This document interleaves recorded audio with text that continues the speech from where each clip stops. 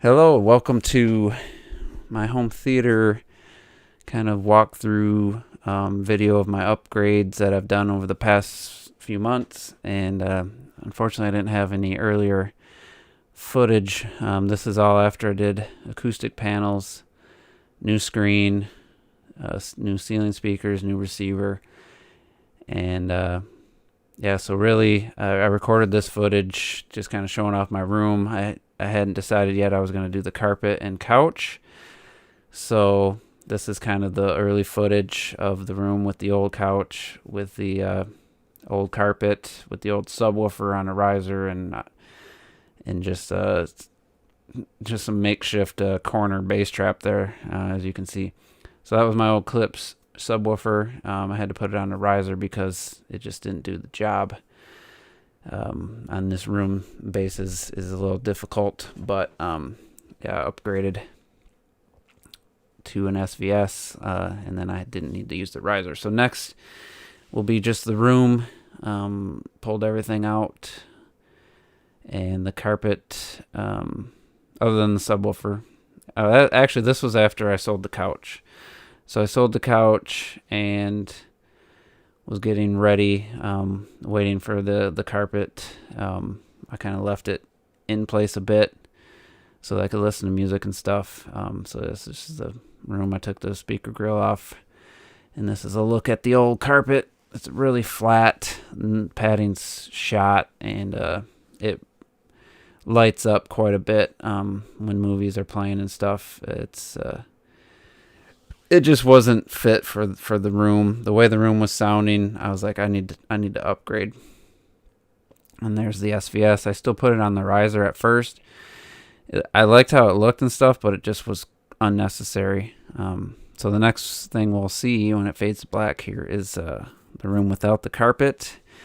And boy, did it look ugly. And I was talking, and it was super echoey. I mean, it was just this room. It just sounded terrible. Without any acoustic panels, any carpet, and so the speakers are gone, acoustic panels off the wall, and this is like a asbestos tile, and there's divots everywhere. There's paint, because when I did the drywall and painted, I didn't care about getting any on the floor. I don't have any footage of when they filled in all the divots with this cement, like this corner they filled in. There's some big holes and that they filled in.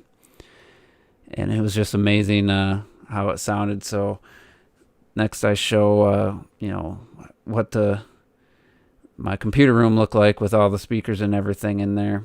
And I don't know what I was saying there. I just deleted the audio because it sounded bad. So yeah, this is my computer room, and there's my tower speakers. I had 1/3 of my couch at this point. That was there. Center channel speakers back there. And it was only the next day. I had 1 day notice on the carpet. So, and then here's all my acoustic panels in my little workshop room and my subwoofer. It's a good shot of the acoustic panels from the back. I made them look nicer than they needed to, and even though you'll never see them from the back, but yeah, that's one last look at the ugly ass room. So next is after the carpet was installed. And hopefully I edited this short enough, because there ain't much to say other than the new carpet looks nice. It looks lighter from the camera than it does to the eye.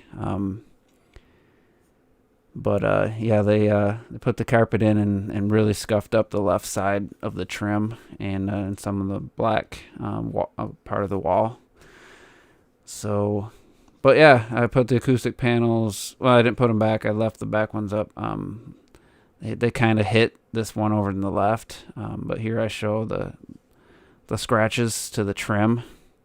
And this trim looks white, but it's actually a light gray. It's just bouncing. The camera's picking up as pretty much white. So yeah, this was just the new carpet. I actually love it. It's super soft. The pattern's amazing, especially with the lights off. As I show, when it gets darker, the carpet really gets dark. The old carpet did not get dark like this, which I try to show, but it was really bright in the other room. So I showed like the seam here. but you could just see the difference there. It's night and day. But yeah, then I had actually recorded some footage with the panels up, waiting for the couch, and I shot it in 4K accidentally, so I couldn't use it. My editing software doesn't like it. But this was the room, back together, speakers in place, and couch finally, after almost 3 months, got the couch. Didn't have it hooked up yet. That's the light from the projector. And as you can see, I got the subwoofer just on the floor now. Didn't make a difference on the riser box. There's my kitty. But yeah, I was a little worried that this denser couch, my old one was just kind of hollow backed, and as I can show on here, it like has a reading light, and you can fold this down for a little table, and then some outlets. I don't have those hooked up, but power recliners, got USB port on both sides, and LED cup holders. So yeah, the next thing you'll see is everything hooked up. But like I was saying, I had footage with just the panels up and waiting for the couch, but it really wasn't that necessary. So next we'll see. We'll switch right into the LEDs here. The finished room. This is music playing on music mode, and you see the cup holders lit up. And these are Govee brand, run off a phone app. And it's just, it's a cool effect for music listening, because I do listen to quite a bit of music, because when you crank that up with that Yamaha, the A3080 receiver, it gives 150 watts to 2 channels. My tower speakers plus the sub, it's so clean. You can just turn it up and up. It just doesn't distort. It just sounds phenomenal. As you can see, there's a little bit of a piece of gray rubber I used to conceal the extension cord that runs under the trim. And I believe I show, yeah, you can't see the cord. Pretty sure I showed the headrest. Maybe I didn't in this video. But yeah, that's the back. And the LEDs, they light up the screen a little too much. Obviously, I wouldn't have them on for any serious movie watching or anything, but you can see how the light gray trim actually works to the benefit here, where it kind of lights up the room. But does show the stark contrast between the black wall and the trim. So yeah, this is the completed room, and I love how it looks. I love how it sounds. So we'll get into the next little bit here while I explain the components. All right, so we're gonna start with the couch, the thing I just most recently got. It was from Bob's Discount Furniture. It is the Panther leather power reclining sofa. It comes in a love seat. It comes in a 4-person, I believe. And it's a full power reclining legs and headrest here. I'll show the headrest going up and down. If you leave it up, it does show some like padding. It's not the most attractive thing. So it's best to leave it down, but this thing come at a fraction of the price of standard theater seating. It was $1,500. So here we got a Yamaha RX A3080 from 2018, their flagship, ample power. Built a custom AV rack with standard Sony Blu-ray player right now, and a Xbox One S, and a Toshiba HD DVD player for some reason. Also do a little gaming. I have my Wii U hooked up as my Wii console, and as Wii U console, I do some gaming from time to time in the theater room. And then here's the DIY acoustic panels I made. 1 by 4-inch pine frame with a 4-inch Safe and Sound acoustic insulation wrapped in fabric from Joanne Fabrics. Doesn't look great with the bright LED light shining right on them, but with just the normal room lighting, they look very elegant, very, very, very nice to the room. So here is the carpet, and it's called 5 Points, made by Resista 3.0.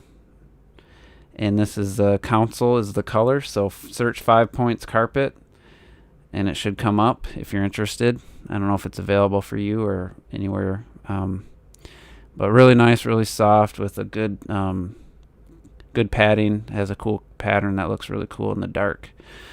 So yeah, showing how the couch matches. So here's my Sony projector, VPL HW40ES. It's a 2016 model, 1080p. Here's my SVS PB1000 10-inch subwoofer. It's more than enough bass for this room by itself. And then with the front stage is Polk Audio RTI 10 towers, and a center channel is a CSI 6. They're both from 2005, and they're still sounding great. And then in the rear, or the side surrounds, are Polk FXI 3s. It's a dipole speaker. I just like how they look, and I had them. I don't have a place to put in walls because there's a stud right there, and they're in line pretty much perfectly with my ear on the couch here, as you can kind of see. And next up, we have the Atmos speakers. These are Polk 70RT ceiling speakers. They're pretty nice. You have to have 9 inches of clearance. And then I'm showing just some acoustic foam I put to try to stop the bouncing off the ceiling to help with the Atmos effect. So I got a different idea for a more permanent solution, which I might talk about later. I might show that off. But my rear surrounds are from like 2004. They're Polk RTI 38s bookshelf speakers, and I just cut holes instead of putting in walls. But yeah, also the screen's a 92-inch silver ticket with a 1.1 gain, and overall it's a 7.1.2 system, and it sounds amazing.